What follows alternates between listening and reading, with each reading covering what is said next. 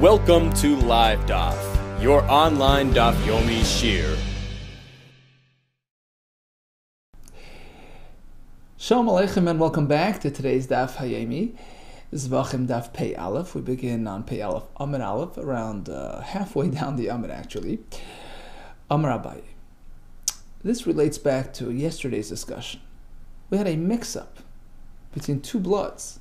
So we had the dam of the chatas, which is meant to be applied at the upper portion of the mizbeach, actually around the corners, mixed together with dam, with blood of an oila, whose blood is meant to be applied at the lower part of that wall, of that mizbeach, meant to be applied against the lower portion of that, vertical wall.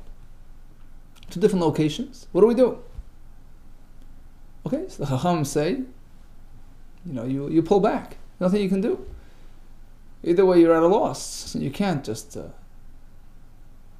go upstairs because the dam of the oila doesn't belong upstairs. You can't just go downstairs because likewise the chatas doesn't belong there. Rabbi Lezer says, not a problem. Continue, proceed as usual, because in terms of the wrong blood in the wrong location, just view it as mayim, just as though it's just coming along for the ride. It's just water. It's not really part and parcel of the process. If you can do that, in order to,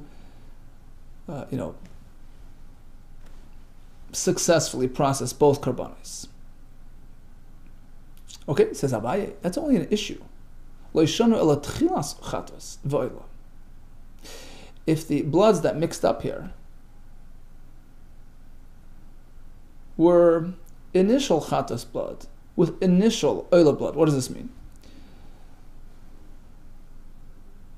The blood of a chatas needs to be applied basically twice. There are two phases to the application.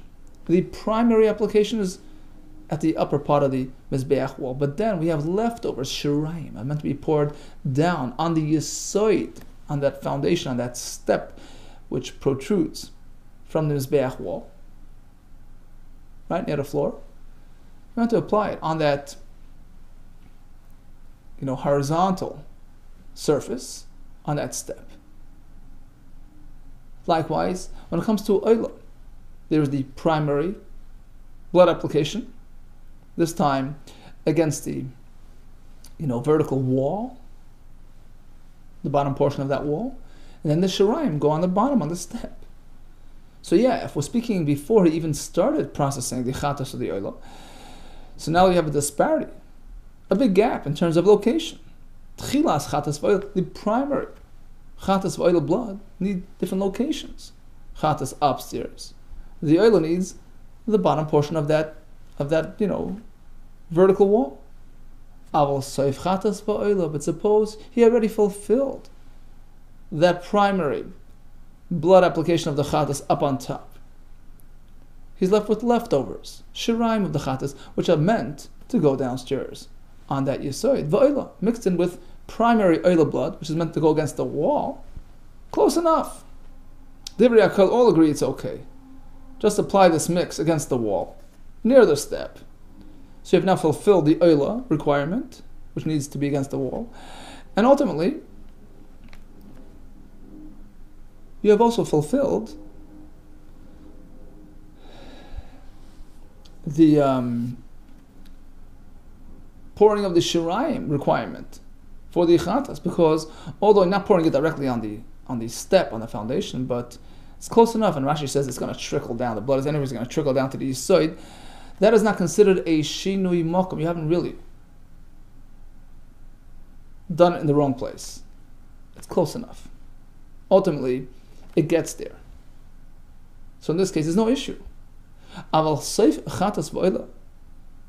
But if you have the leftovers of the chatas together with the primary oila blood, pretty much need the same location. Divrei HaKol all agree, makom oila, makom shiraim. The shiraim can be placed in the same makom as the primary oila blood, even though it's a bit above the yisoid. Ultimately, it trickles down. It's close enough. So that is Abaye's opinion. Ideally, shiraim should be placed down on the bottom, on the step, on the yisoid, but you put it on the wall nearby, it's close enough. So in this case, you have an easy solution for both karbanis. Amli Rav Yosef, he disagrees. These are two different locations. Hachi Amar Rav Yehuda, Rav Yehuda told us, Shirayim tzrichen itztaba. Shirayim must be poured on the itztaba, which is the yisod, the exact, the itztaba is like a platform, meaning on the actual horizontally facing surface of that step, facing upward, not on the wall nearby. So again, you're stuck. You can't really proceed. V'chei number Reb Shimon. Likewise, Reb Shimon held like Abaye, that Shirayim can be placed against the wall towards the bottom. The whole issue in the Mishnah is where the mix is comprised of primary chatas blood, which goes all the way on top, together with oil blood, which needs the bottom. Al vasoif chatas for oil, but if it's the leftovers of the chatas together with oil, no problem. Shirayim can be placed and applied to the same place as the primary oil blood, meaning the bottom half of that wall. That's one opinion. Or Rabbi Yechanan, B'Taim Rabbi Lazar, no. Adayni machlekes, the same machlekes applies here too, meaning it's no different than the other mixes in the Mishnah. Because here as well, Shirayim needs one location, and the Dam Oila needs the wall nearby, different locations. Masiv Rav Huna bar Yehuda, I have a question. It would seem from the following brisa that in fact you could put the Shirayim on the wall, on the side of the wall, rather than the Yisayid on bottom. Masiv Rav Huna bar Yehuda, we have a pasuk by Bechor actually. Pasuk says the firstborn kosher animal is a korban and kodesh heim. It always retains. Heim means it retains its kedusha. Pertaining to what? When would you think otherwise? When there was a mix-up. Shimnis ariv bedam kochem achirim. Even if the blood of a bechor gets mixed up, the same container with other bloods of other korbanos, yikru, keep on going, offered on the mizbeach. And the Gemara assumes, my love, let's assume, soif oila ubechor. Which two bloods got mixed up in this case?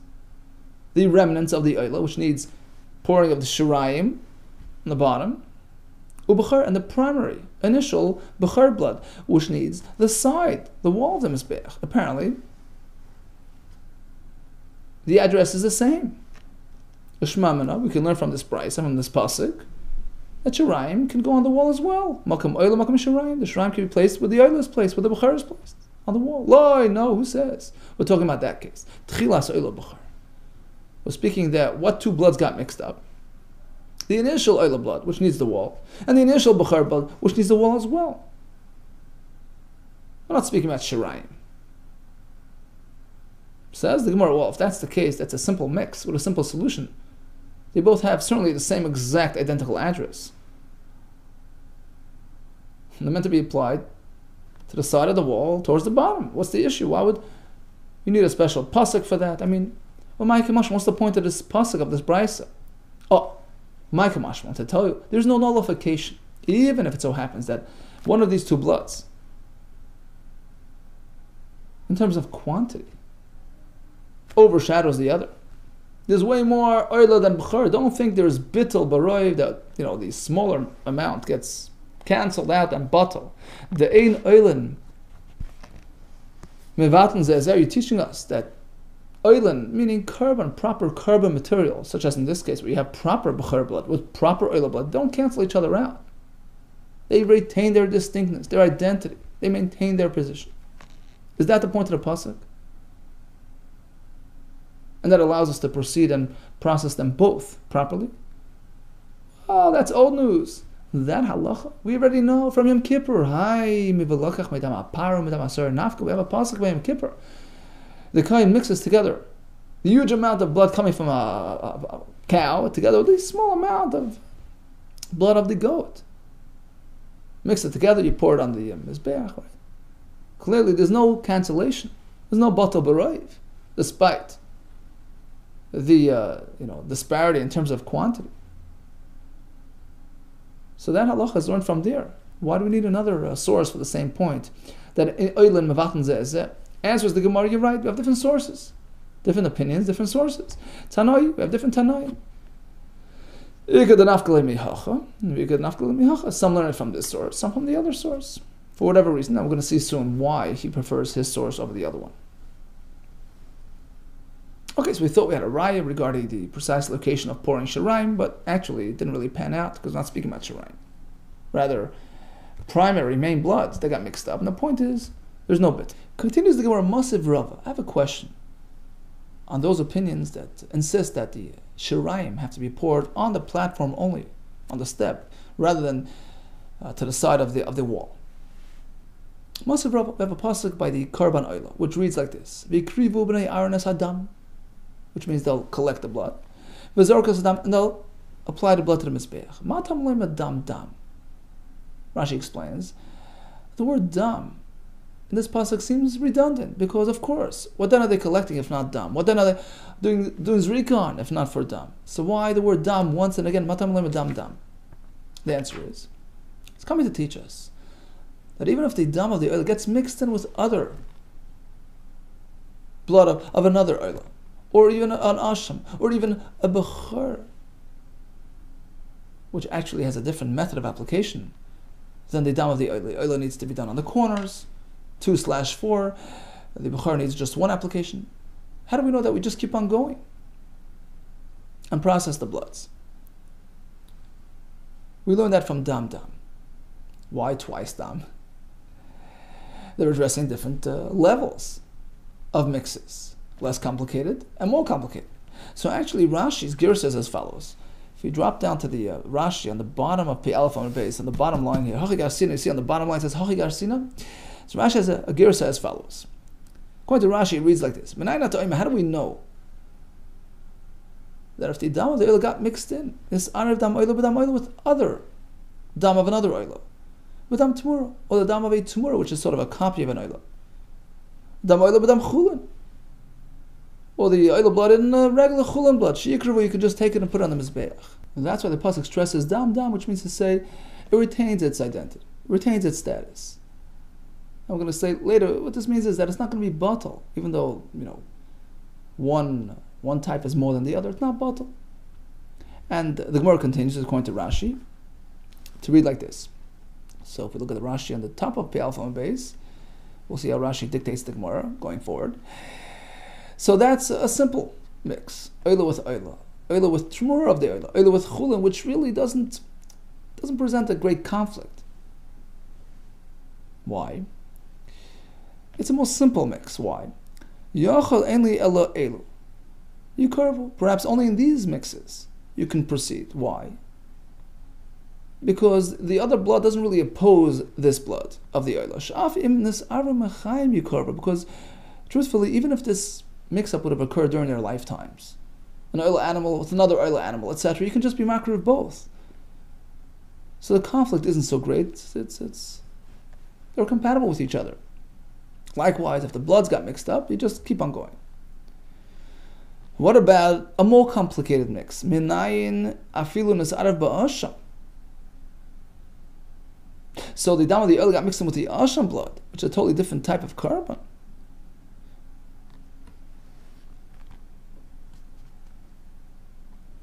Where it's not so simple. Rashi brings that based on the Mishnah we had earlier, that if two animals, if this would have happened during their lifetime, it wouldn't be such a simple proposition. So what about those bloods? Minayin afilu nis'arav ba'asham. No, that's also good. Aviyani is nis'arav ba'asham. I'll include that as well. She'elu be'elu kachei kachim, because after all, they're both of the same category. Oil and asham, kachei kachim. However, minayin afilu nis'arav b'toida. What about if the dam of the oil gets mixed into kach and kalam, like a toido shlamim? No, that too works. I'll include that as well. Matan dalit, because both the oila's blood and the toido shlamim blood require the same method of application. The two far corners, two which slashes into four. But suppose the dam of the oil gets mixed into a totally different type of dam. What about mixing in with blood of a b'chor, maser, and pesach, which have a totally different method of application? They only require one application. He requires two, which slash into four. Now that's why we need another source. The second mentioning of dam. Right? We had twice. Dam. One is for the basic mix, basic confusion. And the second dam is for the more advanced confusion. So even this allows for further processing. Okay? Having said that,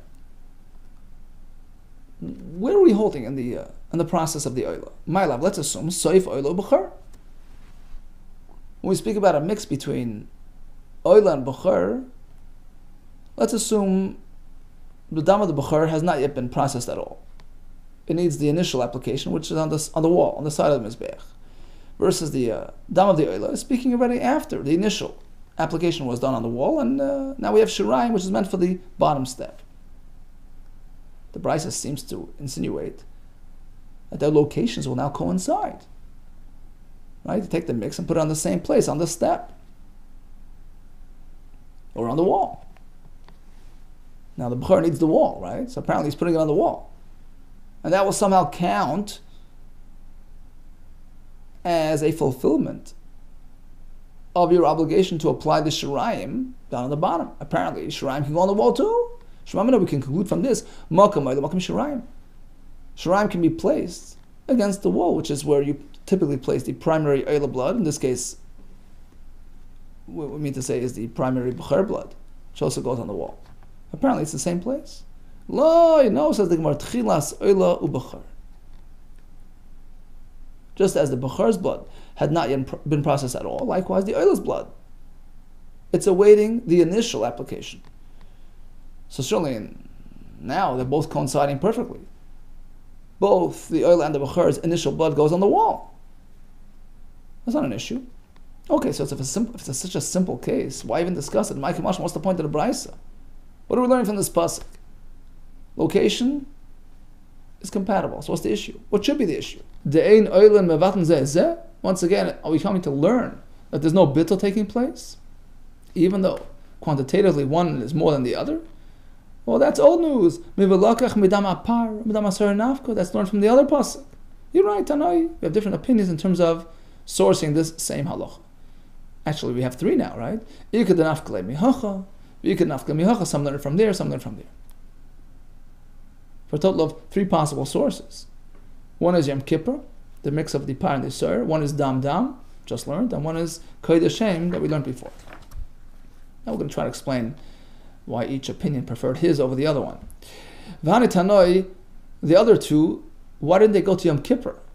Which is a pretty much straightforward description of events. You take the immense cow blood with the small goat blood, you mix it together, and there's no issue of bittul. They don't want to learn from there. You know why? Because they hold, you see, the whole source is based on a given, on a notion that they mix together the blood to put it on the corners. Well, there's a whole discussion on machlekes whether they're actually mixed together at all, or perhaps they're applied separately. So they hold, we don't mix them together to put it on the corners, so there's no mix taking place. Hence, there's no source that in oilim batan zeh. Now, why didn't the other two choose to learn from Dam? Midam lo yalef. Dam lo mashmo. They don't consider it to be an extra limud. It's just a way of expression, a way of mode of speech. But what about the other parts of Kodesh Shem? Why didn't they learn from there? Because they hold that the words Kodesh Shem is coming from a different purpose. I'm not speaking about mix-ups of bloods. Rather, to tell you, Haim Craven. Only they themselves are offered on the Mizbeach. Which means to say, an original Bechar, an original Master Behema, yeah, that goes on the Mizbeach, but Vein Tmuras and Kreva. Suppose you made a Tmura, a copy of the Bechar Meiser, although it has Kedusha, but it will not go on the Mizbeach. So Kodesh Shem is a limiting term, only the original, not the copy. Okay, so bottom line, we have three sources for Ein Oilen Mevatan Ze'eseh, either from Yom Kippur, Kodesh Shem, or Dam. Now let's go back to the original discussion. Where do we pour shirayim? Ideally, on the itztaba, on the horizontal surface of that bottom step protruding near the floor. What if you place it against the wall? Sideways against the wall, towards the bottom. But a machlokes is whether that's acceptable or not. Tashma, here comes a raya to the shita like Abaye that it's okay. So let's go back to sort of yesterday's discussion, where two bloods got mixed up. One of the chatas, which is meant to go upstairs, one of the oil, which is meant to go on the bottom of the mizbeach. Okay, so what do? Nosan lamalo toshma, nosan lamalo le'nemach. So this kohen didn't ask any questions. He just proceeded. He put some of the mix-up upstairs on the upper portion of the mizbeach. We're not asking any questions. Okay, so after the fact, he did it. Let's assume he applied some of the chatas blood upstairs, and he fulfilled the obligation of the chatas. It was properly processed. All agree. What does he do now?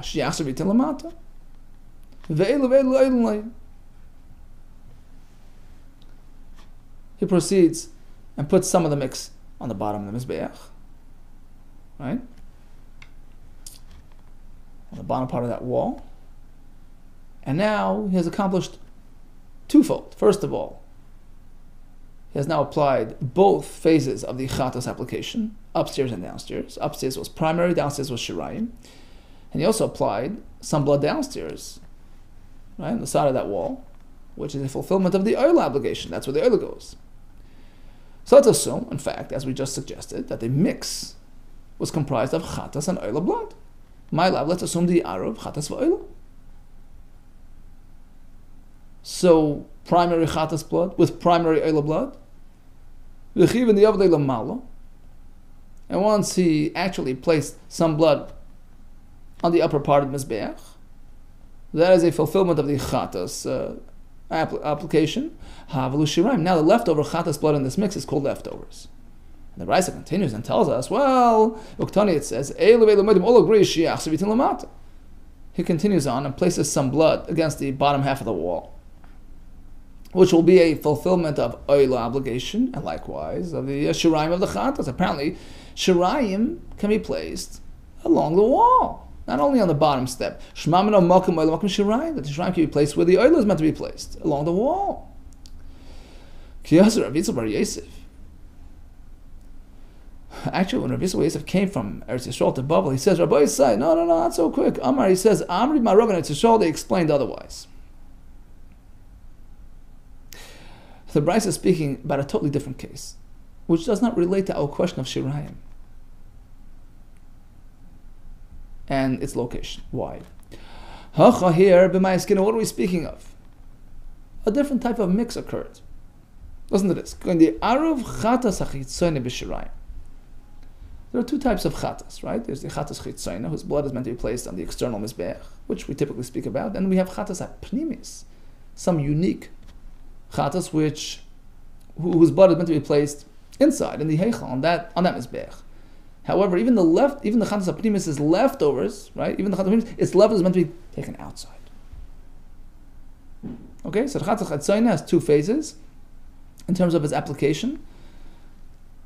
The primary application goes on the top of the mizbeach, leftovers on the bottom. Likewise, chatas apnimis had two phases. The initial blood is placed on the mizbeach of the heichal, and the leftovers take it outside the external mizbeach and placed on the east side. So that's what mixed up. We have a mix between the initial chatas chitzayna blood b'shirayim with the leftovers of the inside chatas. And that explains the brisa. It works very well.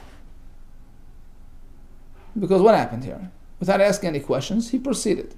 He took some of this mix and put it upstairs on the mizbeach hachitzin. That's a fulfillment of the chatas hachitzin obligation. Once he does that, says the brisa, okay, listen, now just continue on and go down to the bottom.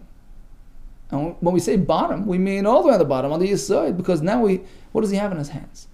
He has merely leftovers. Two types of leftovers. Leftovers of the chitzayna, leftovers of the pnimi, but actually, coincidentally, they both need the same exact spot. They both need the east side. There's no disparity in terms of address, in terms of location. In this case, there's certainly no issue. So we thought that he had the oila mixed in. The oila needs the wall. No, he has two types of shiraim which go to the same location. Okay, so that pretty much negates our attempt at proving the shiraim location, because we're actually speaking about him pouring it on the yesod. Amalei Abaye. So Abaye responded, okay, yeah, I get it, but why did you have to describe it the way you did? V'nei Mamar, you could have easily said it a little differently. Why do you have to mix the chatas chitzoyna with the chatas pnimi? V'nei Mamar, you could have said as follows: going the Arab b'shirayim, b'shireha. There's a gersa. Imagine as follows: he has dam of chatas chitzoyna, primary blood, which hasn't yet been processed. They got mixed in with leftovers of the same chatas. The same exact procedure would apply. If he applied some upstairs, now he goes, puts it all downstairs, because now all he has in his hands is leftovers. Why do you have to mix in some internal chatas material? What is that relevant to? Perhaps there was a point, there was a lesson that you were trying to impart by saying so, by referencing that special chatas. Perhaps he was trying to teach us. You see, there's a whole machlekes. You see, typically, only primary applications are critical, but leftovers on the shiraim, as important as it is, it's a mitzvah, but it's not critical, it's not essential to the success of a carbon. But there's an opinion that shiraim of the chatas pnimi, that must be poured on the mizbech achitin, and it's critical. And perhaps what you're trying to tell us, the point of your depiction is that even according to the opinion that pouring up the leftover blood of the internal chatas on the mizbech achitin is critical, as long as you have a little bit to pour. If something went missing along the way, yeah, at least you have something left to pour, it works. Even if it's missing, it's not ma'akev, it doesn't disqualify. As per your depiction, because that's what happened here as well. And perhaps that's your point, because what happened? Blood of the chatas chitzaina got mixed in with shirayim of the chatas pnimi, which need to be applied, and that's critical. But what did he do before he poured to the side? He first went upstairs on the mizbech achitzin and poured some of that mix upstairs. So sure, it's a proper fulfillment of the chatas achitzina, which meant to go there, but he's taking shirayim of the pnimi, which doesn't belong upstairs, it belongs downstairs, and he's expending it upstairs. Still, no harm was done as long as he has some leftovers, some shirayim apnimim to go downstairs. Is that your point? Okay, so maybe that's his point. Fine. Another question: why we had to present it in this way, that there was a mix between chitzoyna and pnimis. We already discussed this yesterday. And we already concluded that story did involve chatas and oila, material that got mixed together. And we actually described it as follows: Ahi beruba el yoinim. The majority of this mix was chatas. Let's say 52% of this mix was chatas. Only 48% was oila. V'kayav lamalo. And what happened was that this kohen applied upstairs. He applied 51% of the mix. Kayav lamalo shir tachtenim oid. 51 exceeds the amount of oil material in this mix, which is only 48%. So 51 certainly exceeds it. So he knows for sure that he veered into chatas territory, that some chatas material went upstairs. So he's certain that he applied chatas upstairs, and now when he goes downstairs, he's going to be fulfilling the din of shirayim on the side. And we're not speaking about accommodating the oila. Oila is gone. Why is the oila gone? We discussed this yesterday, because you'll never know where the oila ended up. Maybe within that 51% that he put upstairs was contained the entire 48% of oila material, and it's gone. Because oila is meant to go downstairs. So the oila is gone, it's off the books. So we're not speaking about accommodating oila anymore.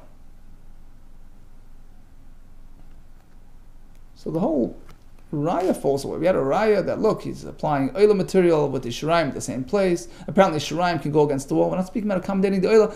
Oila's gone. All he's doing downstairs is now going on the yesod with the extra blood, which we assume is the shiraim of the chatas, and that's it. He says that's true according to our initial understanding, that in fact there was a full mix, a physical mix between two bloods, so we had to explain it this way as we learned yesterday. Ein bila. According to the Shita, that we can't necessarily know for sure that there was a proper even distribution between two liquids, so the only way to accommodate the halacha was to say it this way. Maskana, because it's pligi, but according to the conclusion of yesterday's discussion, actually we're not speaking about that the blood actually mixed together, rather there were two containers, one chatas and one oila. And in fact the purpose was to accommodate both karbanis. And ultimately the chatas will be kosher, and so will the oila be kosher. And when he goes downstairs, he's going to try to be machshir the oila by putting it against the wall. And that would prove that shirayim of chatas can go against the wall as well. That was that would provide proof of that and resolve our question. And that prompted us to shift and say, no. Rather than speaking about chatas and oila, which will prove your point, we're speaking about two chatas chitzonin together with shirayim apnimim. So ultimately, when he puts it downstairs, he's just applying two types of shirayim, which certainly go on the yesod. It's not related to our discussion, which was a question of whether you can put shirayim against the wall. That's not what's happening. So ultimately, we have a difference of opinion, but we don't really have a raya one way or the other. Okay, so basically we discussed a couple of points today. We had oilin ein mevatan zeh. We had a choice of 3 sources for that. We discussed the question of the precise location of shirayim pouring, ideally on the yesod, but if it's against the wall, some say it's the wrong place, and some say ultimately, since the blood trickles down to the yesod, you have fulfilled your obligation. All the best to you, and hatzlach.